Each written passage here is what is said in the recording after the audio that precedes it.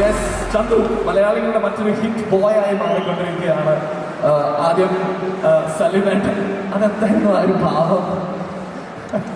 ഒന്നുമില്ല. ഓക്കെ, ആദ്യം അച്ഛൻ്റെ ആ ഒരു ടൈറ്റിലായിരുന്നു, പക്ഷെ ഇപ്പോ you are a character and you won it by yourself. So എന്താണ് നമ്മളുടെ ലുലുവിലുള്ള ഇവരോട് എല്ലാവരോടും പറയാനുള്ളത്? അല്ല, ഒരുപാട് സന്തോഷം. അതില് എനിക്ക് നടികറിനെ പറ്റിയാണ് പറയാനുള്ളത്. നീഞ്ചൻ എന്നതാ അടിച്ചു കഴിഞ്ഞ്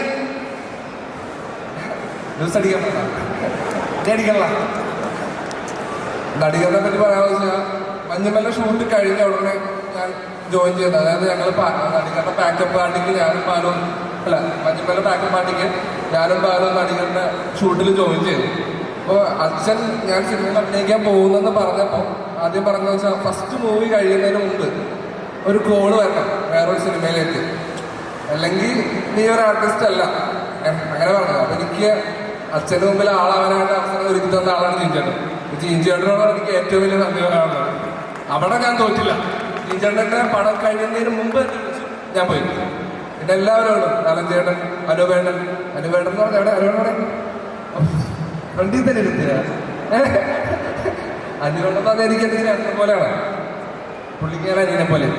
കാരണം എല്ലാവരും ലാലങ്കിലേക്ക് ഒരു മൂവിയുടെ പാട്ടാകുമ്പോൾ പറ്റിയതിൽ അത് നടികരുടെ ഒരു ഫസ്റ്റ് കോള് വന്നപ്പോൾ അച്ഛനോട് പറഞ്ഞ കാര്യം ലാലേട്ടൻ്റെ ലാലേട്ടൻ്റെ പടമാണ്, നീ എന്തായാലും പോയി ചെയ്യണം, കഥയെ പാടിക്കൊന്നും ചെയ്തൊന്നും വേണ്ട, എന്തായാലും ചെയ്യണം. കാരണം അച്ഛൻ്റെ ആദ്യത്തെ ഹിറ്റ് തെങ്കാശി പടമ, ഫസ്റ്റ് ഹിറ്റ് തെങ്കാശി പടമ, അത് ലാലേട്ടൻ പ്രൊഡ്യൂസ് ചെയ്ത് വേണം.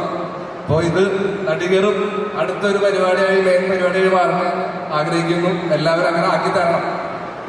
അല്ല, അതെനിക്കൊന്നും പറയേണ്ട ആവശ്യമില്ല. കാരണം ആദ്യം ഇപ്പോൾ മഞ്ഞുമലിന്റെ കഥ പറഞ്ഞു, അതൊരു ഹിറ്റായി. പിന്നെ രണ്ടാമത്തെ ഇതൊരു മെയിൻ പരിപാടിയാവട്ടെ അല്ലേ? എന്തായാലും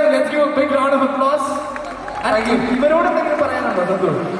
ഈ നമ്മുടെ എല്ലാവരും എനിക്ക് തോന്നുന്നു ചന്തുനെ കാണാനായിട്ട് കൂടെ കാത്തിരുന്ന ഒരുപാട് പേരുണ്ട് ഈ ഒരു കൂട്ടത്തിൽ. ഇല്ലേ?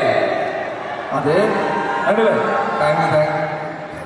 വേറൊന്നും പറയാനില്ല. എല്ലാവരും എല്ലാ പരിപാടിക്കും എല്ലാവരും എന്ന് പറയണ പോലെ തന്നെ മെയ് 3 പടം റിലീസാവും. വന്ന് കാണാം. Thank you. അതെ, വന്ന് കാണാൻ വിജയിപ്പിക്കാം. Thank you, thanks a lot. And